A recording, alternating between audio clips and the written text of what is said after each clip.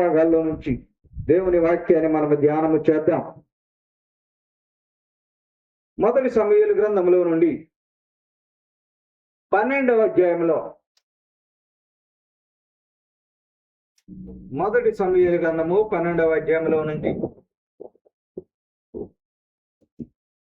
14వ వచనాన్ని మన మధ్యన ఉన్న దిగ వచ్చి చదివినిపిస్తుంది. సమూయేలు గారి యొక్క మొదటి గ్రంథంలో నుండి 12వ అధ్యాయంలో 14వ వచనమని మనము మూలవాక్యముగా చదువుకున్నది. పత్రికా పాఠం. మొదటి సమూయేలు గ్రంథము 12వ అధ్యాయము 14వ వచనం. మీరు యెహోవా యందు భయభక్తులు కలిగి ఆయన మాటలను విని ఆయనను సేవించి ఆయన ఆజ్ఞను భంగము చేయక మీరును మిమ్మును ఏలు రాజును మీ దేవుడైన యెహోవాను అనుసరించిన యెడల మీకు క్షేమము కలుగును. ఈ వాక్యం ఉంటుంది. ఏమిటంట?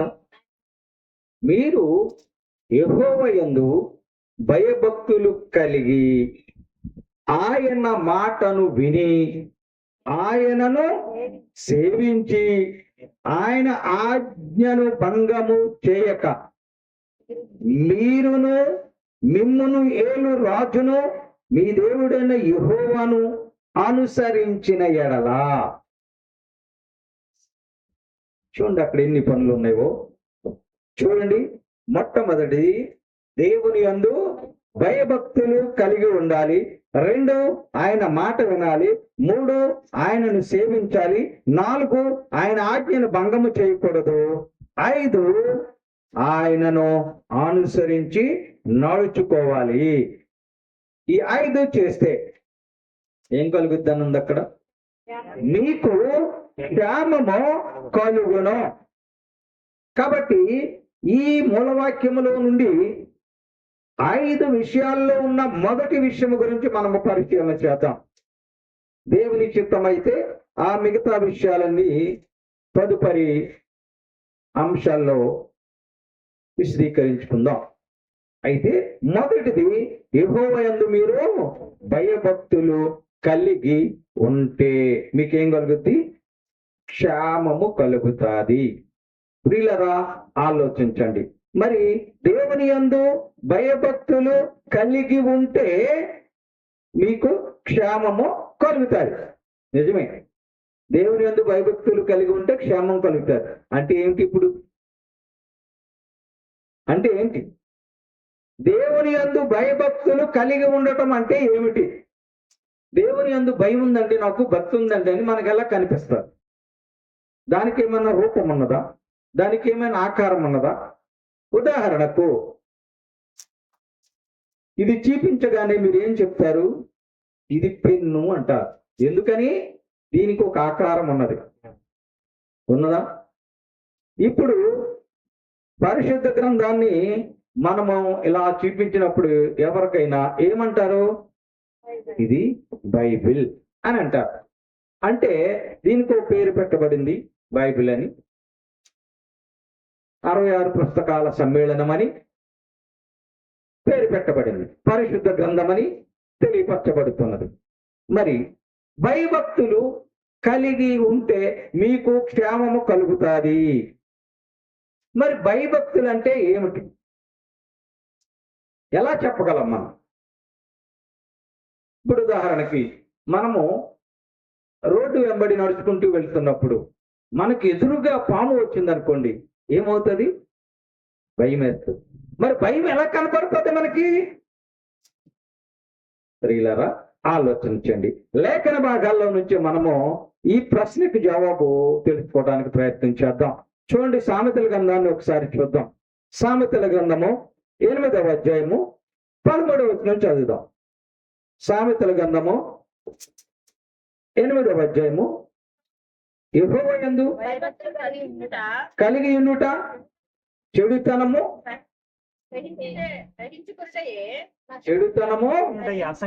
అసహించుకొనుటయే. ఇప్పుడు ఏంటి చెప్పండి? భయభక్తులు కలిగి ఉండుటే దేవునికి భయభక్తులు కలిగి ఉండుట అంటే ఏమిటి? దేవుని యందు భయభక్తులు కలిగి ఉండుట అంటే ఏమిటంటే చెడుతనమును అసహించుటే. దేవుని యందు భయభక్తి ఉన్నవాడు ఈ తప్పు చేయకూడదు, దేవుడు చూస్తున్నాడు అని తప్పు చేయడు. దేవుని యందు భయభక్తులు ఉన్నవాడు ఈ దుర్మార్గపు క్రియను నేను చేయకూడదు, దేవుని దృష్టిలో ఇది పాపము అని ఆ క్రియ చేయటానికి మానేస్తాడు. దేవుని యందు భయభక్తులు ఉన్నవాడు ఎదుటివారి దాని గురించి ఆశించడు, ఎదుటివారి గురించి చెడుగా చెప్పడు, వారికి వీరికి మధ్య కుండాలు పెట్టడు. ఎందుకు?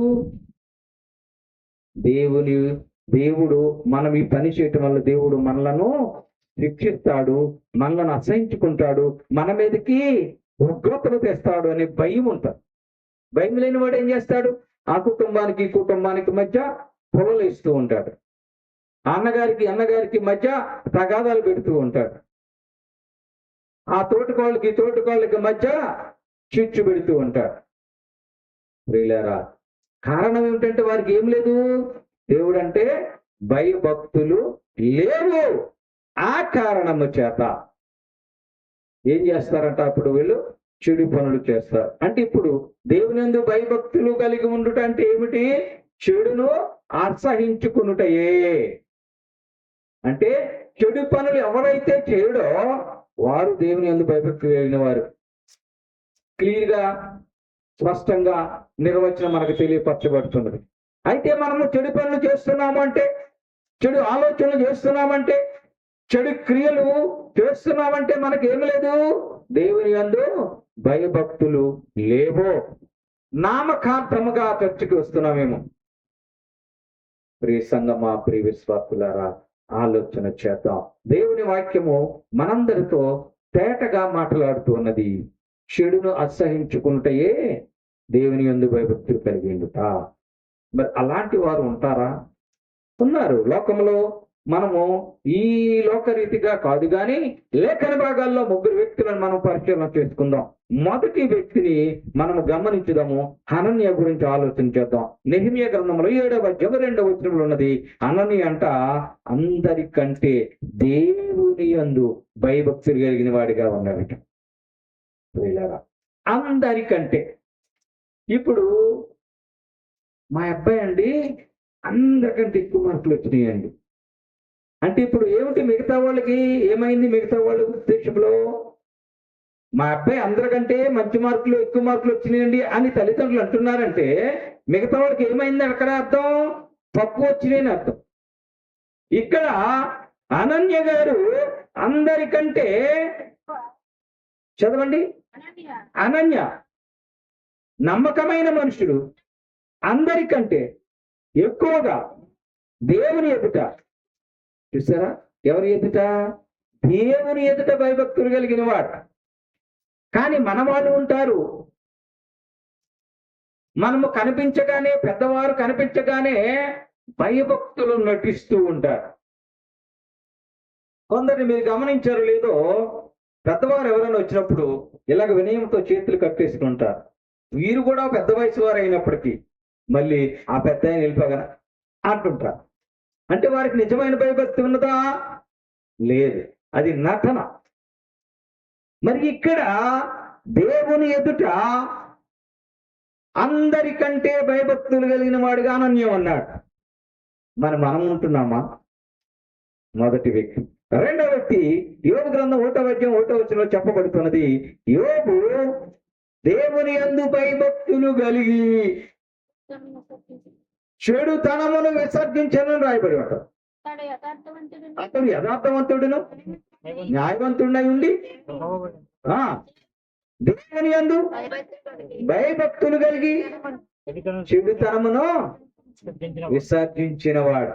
ఎందుకు చెడుతనం విసర్జించాడు అని అంటే, చూడండి, అక్కడ చెడు చెయ్యలేదని రాయబడలేదు. చెడుని ఏమి చేశాడు? విసర్జించాడు, అంటే వదిలివేశాడు. అంటే అంతకుముందు చెడుతనము చేసిన వాడేమో. కాబట్టి దేవుని యందు ఎప్పుడైతే భయభక్తి కలిగిన వాడిగా ఉన్నాడో చెడుతనమును వదిలివేశాడు యోబు గారు. మూడో వ్యక్తిని కూడా చూద్దాం మనం. అపొస్తలుల కార్యములలో 10వ అధ్యాయంలో 1-2 వచనాలు చెప్పబడుతుంది. అక్కడ కొర్నేలు అనేటువంటి భక్తుడి గురించి రాయబడి ఉన్నది ప్రియులారా. ఆయన దేవునికి అతడు తన ఇంటి వారందరితో కూడా తన ఇంటి వారందరితో కూడా దేవుని యందు భయభక్తులు అలవాడై ఉండి కలబాడై ఉండి ప్రజలకు ప్రజలకు బహుధర్మము చేయుచుండెను. మనం నిర్వచనం ఏం చెప్పుకున్నాము? భయభక్తులు అంటే ఏమిటి? చెడుతనమును అసహించుకున్నటే.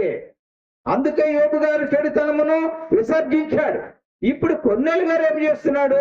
దేవుని యందు భయభక్తులు ఉంటే సరిపోదు, దేవుని యందు భయభక్తులు నేను గొప్పలు చెప్పుకుంటే సరిపోదు. ఆయన ఏమి చేస్తున్నాడు? ఆయన ఏం చేస్తున్నాడు? ప్రజలకు బహుధర్మము చేయుచున్నాడు. ఎందుకని? దేవుని యందు భయభక్తులు కలిగిన వాడిగా ఉన్నాడు గనక మంచి పనులు చేస్తూ ఉన్నాడు. ప్రియులారా, ఆలోచించండి. ముగ్గురు వ్యక్తులను మీ దృష్టికి తీసుకొచ్చాం. మరి ఇప్పుడు కొన్నేలులాగా, యోబుగారులాగా మనము అనన్యలాగా భయభక్తులు కలిగిన వారుగా ఉన్నామా? ఒకవేళ నీవు ఇప్పటి వరకు దేవుని యందు భయభక్తులు నటించిన వానిగా ఉంటే ఇప్పుడైనా ఇకనైనా దేవుని యందు సంపూర్ణమైన భయభక్తులు కలిగిన వారిగా బ్రతకాలి. అలా బ్రతికితే నీకు లాభము అని దేవుని వాక్యం మనతో మాట్లాడుతూ ఉన్నది ప్రియులారా. సామెతల గ్రంథంలో చూడండి, సామెతల గ్రంథం ఒకసారి మనం పరిశీలన చేద్దాం. సామెతల గ్రంథము 13వ అధ్యాయం 13వ వచనంలో మనకి ఒక విషయం అగుపరిచి ఉన్నది ప్రియులారా. ఏమిటి అనంటే, ఎవరైతే దేవుని యందు భయభక్తులు కలిగి చెడుతనమును విసిరిపెట్టి మంచి పనులు చేసుకుంటూ ఉంటారో ఆ, ఆ, ఆ,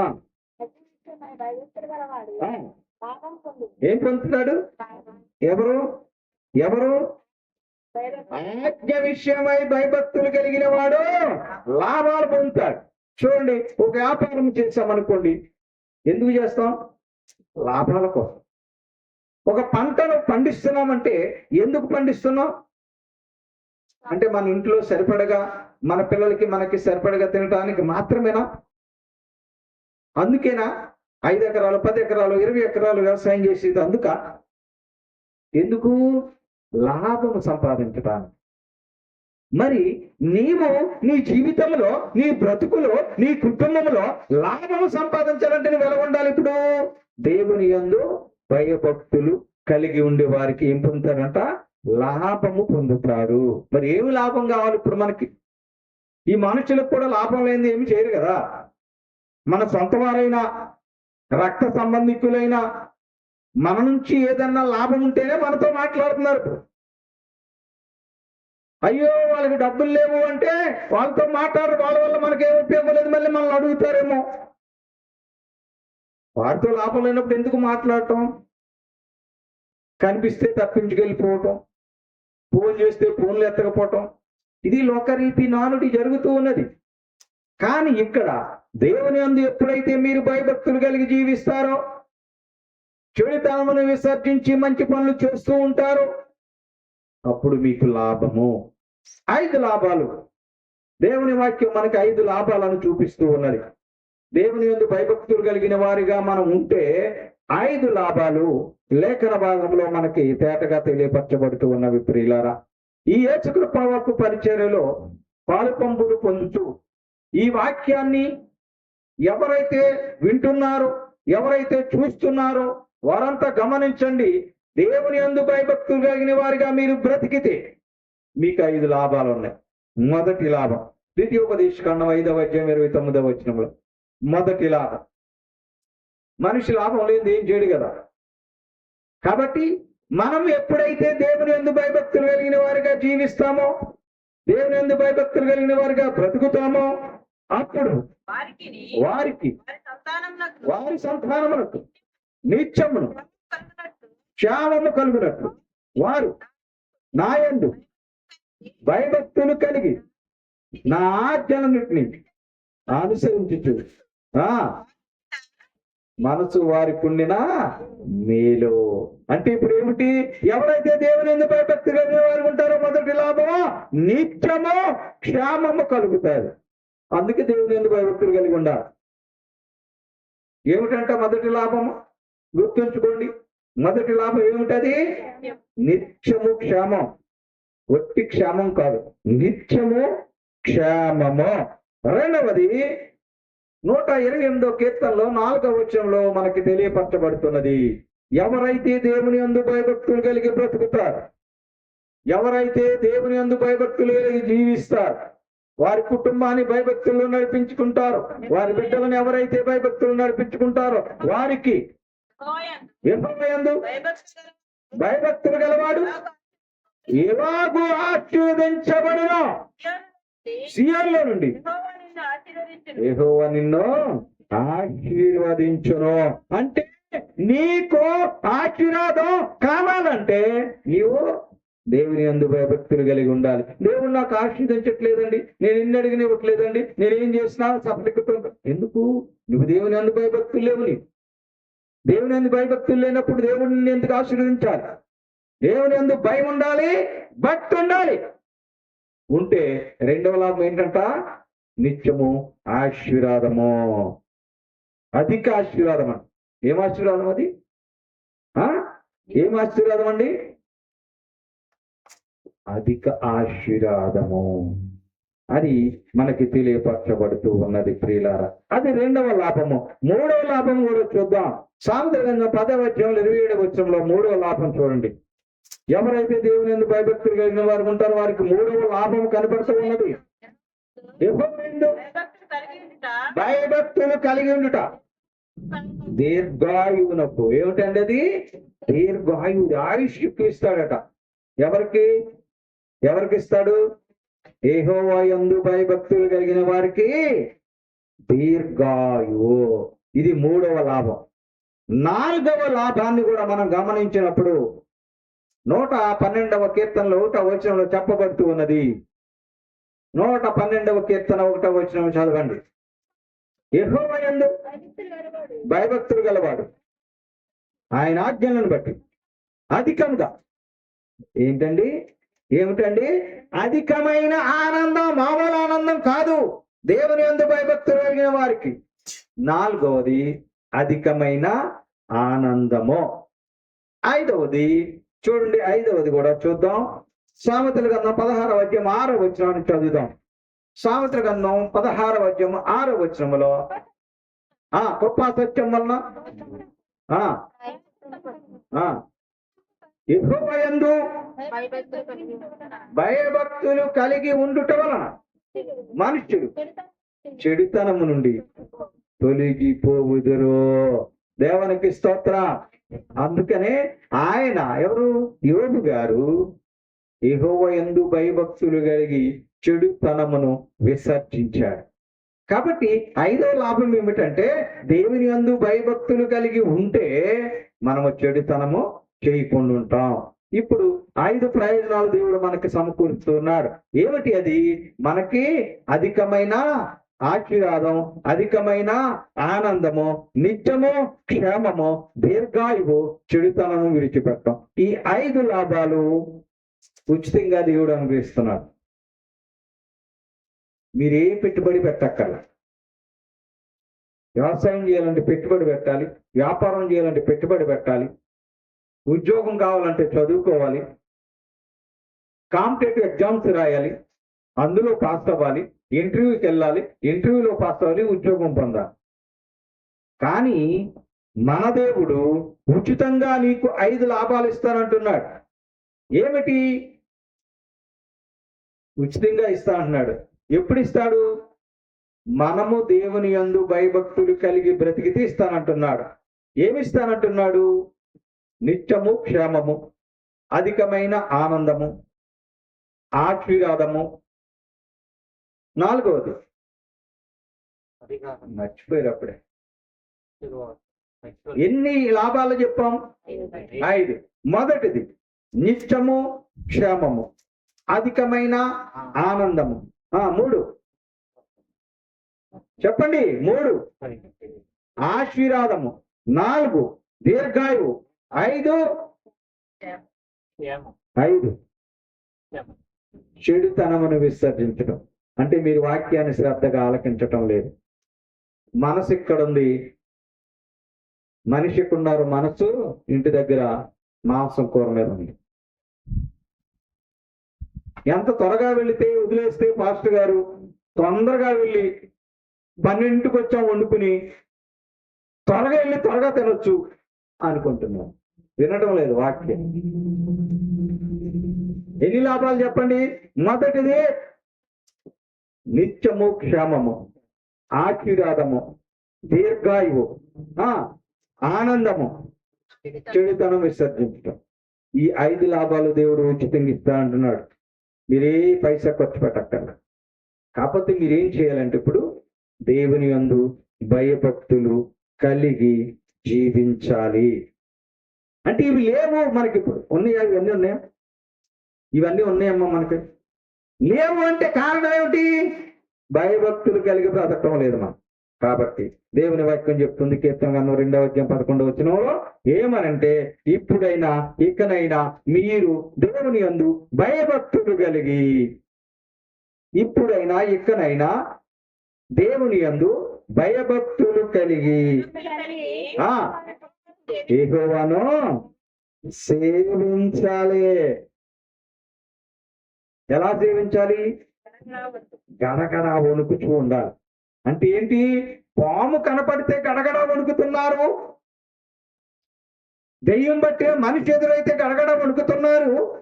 దేవుడు అంటే భయం లేదు మీకు, దేవుడు అంటే భక్తి లేదు మీకు. ఆ దేవుడు మనల్ని చూస్తున్నాడు ఇంట్లే. ఆయన మనల్ని నిత్యము కాపాడకపోతే మనం బ్రతుకుండగలమా? ఆయన మనల్ని గమనిస్తున్నాడు, మనల్ని పరిశీలిస్తున్నాడు, మన పక్కన ఉంటున్నాడు, మన వెనకుండి నడిపిస్తున్నాడు. కానీ ఆయనకు మనము భయపడటం లేదు. కాబట్టి ఇప్పుడైనా ఇక నేను ఎలా ఉండాలట? దేవుని యందు భయభక్తులు కలిగి గడగడ గడగడ వణుకుచో దేవుణ్ణి సేవించాలి అని వాక్యం మనతో మాట్లాడుతున్నది. ప్రియుల, రెండవది ఏం చేయాలి? ప్రసంగ గ్రంథం 7వ అధ్యాయంలో 17-18 వచనాలు చెప్పబడుతున్నది. మీరేదో 1 రోజు 2 రోజులు దేవుని భయపడినట్టు జీవిస్తే కాదు, గడగడ వణికిపోయామండి దేవునికి అని చెప్పుకుంటే కాదు. ఏమి చేయాలి?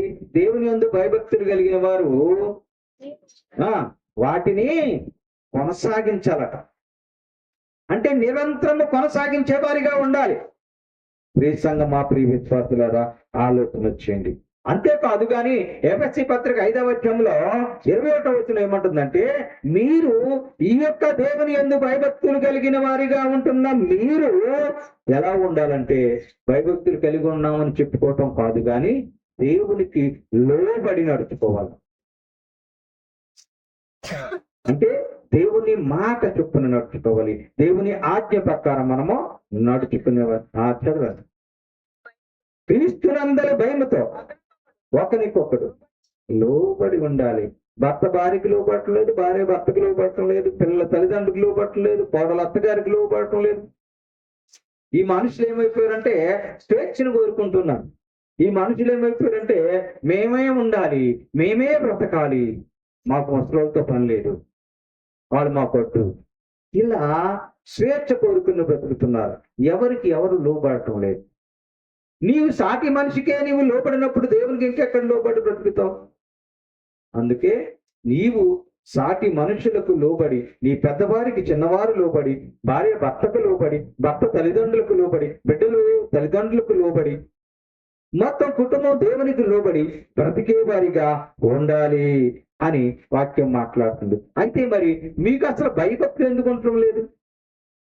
అసలు దేవుని భయభక్తులు నీకు ఎందుకు ఉండటం లేదు అని అంటే దేవుని వాక్యం తెలియట్లేదు. ఇప్పుడు చెప్పిన 5 లాభాలే మర్చిపోయాం 5 నిమిషాల క్రితం చెప్పిన. ఇంకా దేవుని వాక్యం మనకు ఎలా గుర్తుంటుంది? చూడండి, దేవుని వాక్యం చూద్దాం, ఒకసారి పరిచయం చేద్దాం. భయం ఎలా వస్తుందో 119వ కీర్తన చదవండి. 119వ కీర్తనలో 38వ వచనంలో చెప్పబడుతుంది, ఈ మనుష్యులు దేనికి భయపడాలి? ఈ మనుష్యులకు భయం ఎలా వస్తుంది? చూడండి, చూడండి, ఏమిటది? వాక్యం. వాక్యము మనుషులలో భయము పుట్టిస్తున్నది. ఎందుకు పుట్టిస్తున్నది? వాక్యం ఏమి చెప్తున్నది? నాన్న నువ్వు ఇలా చేయకురా, ఇలా చేస్తే ఈ శిక్ష వస్తుంది మీకు అని చెప్తుంది. ఇప్పుడు భారతదేశంలో సుమారు 1500కు పైగా చట్టాలు ఉన్నాయండి. అంటే ఈ చట్టాలకు భయపడుతున్నారా? ఇప్పుడు రీసెంట్ గా కొత్తగా చట్టం వచ్చింది నిన్నటి నుంచి, మోటారు వాహన చట్టం అట. చట్ట ప్రకారం ఏంటో తెలుసా? ఎవరైనా హెల్మెట్ పెట్టకుండా రోడ్డు మీదకి బండి వేసుకెళ్తే 1000 రూపాయలు కట్టాలి. 500 పెట్టి హెల్మెట్ కొనుక్కోవడం బెస్టా, హెల్మెట్ లేకుండా బండి నడపడం బెస్టా? ఇదో చట్టం కొత్తగా వచ్చింది. మరి చట్టానికి భయపడలేదనుకోండి, నువ్వు ఎన్నిసార్లు రోడ్డు మీద వెళ్తే అన్ని 1000 రూపాయలు కట్టాలా. నువ్వు సంపాదించే సంపాదన అంతా. అంటే ఏంటి? ఇక్కడ మనుష్యులు చేసిన చట్టానికి భయపడుతున్నారు కానీ దేవునికి భయపడటం లేదు. ప్రియులారా, ఆలోచన వచ్చింది. అందుకనే దేవుని వాక్యం మనుష్యులకు భయమును పుట్టిస్తున్నది. ప్రియ సంగమా, ప్రియ విశ్వాసులారా, ఈ యొక్క భయము, దేవుని యందు భయభక్తులు కేవలం చట్టుకొచ్చే వరకేనా? మిగతా వరకు అక్కర్లేదా? అంటే మనుషులకి అందరికీ భయభక్తులు కావాలా? కేవలము యేసుక్రీస్తు ప్రభువుని నమ్ముకున్న వారికే భయభక్తులు కావాలా? అందరికి కావాలి కదా అని వాక్యం చెప్తున్నది. కీర్తన గ్రంథం 33:8 చదవండి. ఏమని చెప్తున్నా తెలుసా? ఈ లోకములో ఉన్న వారందరూ, కులంతో సంబంధం లేదు, మతంతో సంబంధం లేదు, రంగుతో సంబంధం లేదు, ఊరితో సంబంధం లేదు, మండలంతో సంబంధం లేదు, జిల్లాకు సంబంధం లేదు, రాష్ట్రానికి సంబంధం లేదు, దేశానికి సంబంధం లేదు, ప్రపంచంలో ఉన్నటువంటి చదవండి లోకులందరూ యెహోవా యందు ఏం చేయాలి? ఇప్పుడు లోకములో నివసించే వారందరూ కూడా దేవునికి భయభక్తులు కలిగి ఉండాలి. నువ్వు చర్చకి వెళ్తలేదు కదండి, యేసు ప్రభు మాకు తెలియదు కదండి.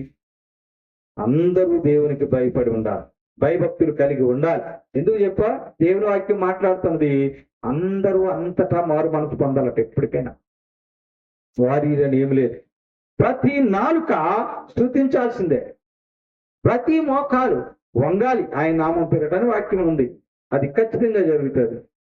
ఒకప్పుడు చర్చికి ఒక ప్రత్యేకమైన వర్గం వారమై వెళ్ళేవారు. ఇప్పుడు వారిని ఏమనుందా? యేసుక్రీస్తుని ప్రతి ఒక్కరూ నమ్ముకుంటున్నారు. ఎందుకు? ఆయన నిజమైన దేవుడని, ఆయన అద్భుతమైన ఆశ్చర్యమైన కార్యాలు చేశాడు, నిష్కలంకుడు, మనుష్యుల కొరకు ప్రాణం పెట్టాడు. ఎవరు పెట్టారు ఈ లోకంలో? మనుషుల కొరకు ప్రాణం పెట్టిన వాళ్ళు ఎవరున్నారు? కాబట్టి లోకులందరూ కూడా దేవునికి భయభక్తులు కలిగి ఉండాలి. అలాగూ కలిగి ఉంటే, ఎబ్రీ పత్రిక 5:7 అలాగూ మీరు కలిగి ఉంటే, మీరందరూ కూడా దేవునికి భయభక్తులు కలిగి ఉంటే, చూడండి ఎబ్రీ పత్రిక 5:7 చదవండి. మీరు అందరూ కూడా దేవుని యందు భయభక్తులు కలిగి ఉంటే, ఆ ఆ ఆ